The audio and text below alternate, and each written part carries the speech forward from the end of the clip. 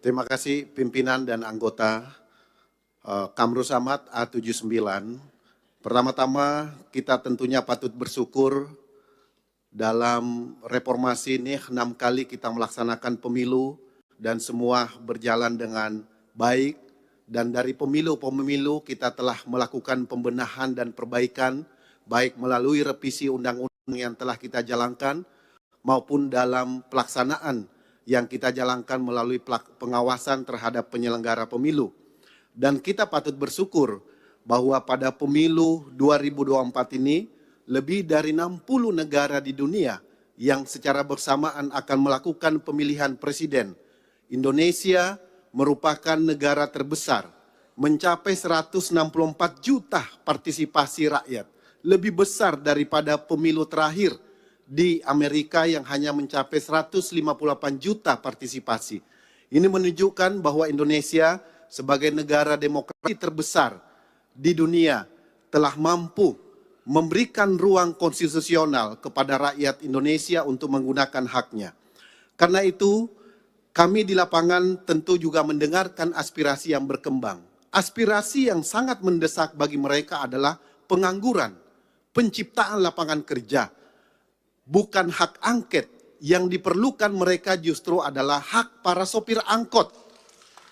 Hak para sopir angkot, ribuan bahkan puluhan ribu yang anak-anaknya mereka, masa depannya, sekolahnya belum tentu mereka bisa memenuhi kebutuhan dasar mereka. Kita bisa menyaksikan bagaimana masyarakat kita hari ini kerja hari ini hanya untuk makan besok.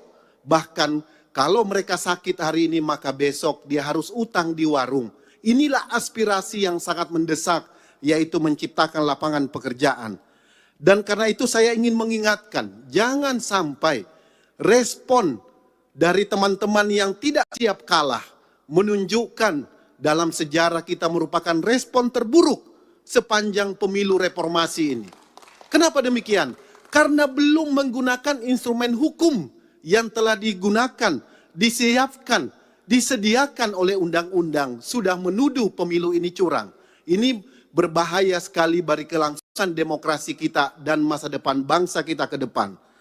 Yang ketiga, yang saya ingin sampaikan bahwa sebagai anggota DPR seharusnya kita mengetahui tentang tata laksana pembahasan APBN kita.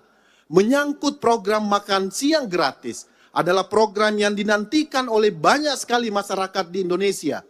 Itu tentunya harus dimulai dari usulan pemerintah melalui KEM PPKF, melalui RKP, dan seterusnya. Dan itu memerlukan waktu dan tahapan dalam pembahasan.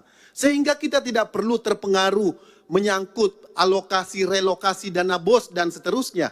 Karena justru kita bisa mendistorsi edukasi di tengah-tengah masyarakat.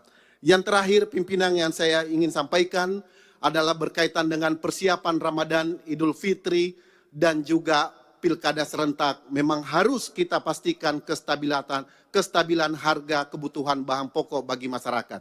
Demikian pimpinan, selanjutnya kami kembalikan.